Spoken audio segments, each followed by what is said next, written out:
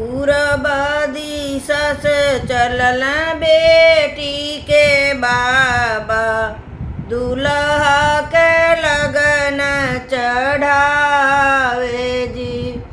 दूल्हा के लगन चढ़ावे जी।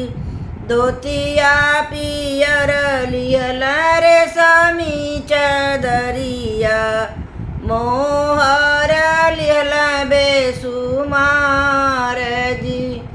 मोहर लिहल बेसुमार जी।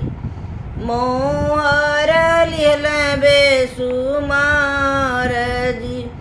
अपनी महलिया से निकलल बेटा का बाबा, मनवा रहत मुस्कान जी।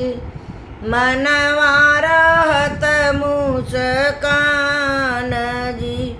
पूरब दिशा से चलल बेटी के बाबा, दूल्हा के लगन चढ़ावे जी।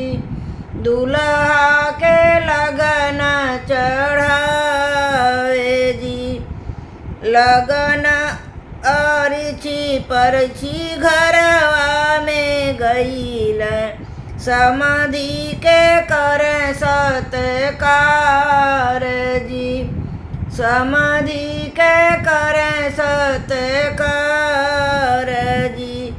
पूर्व दिशा से चलल बेटी के बाबा, दूल्हा के लग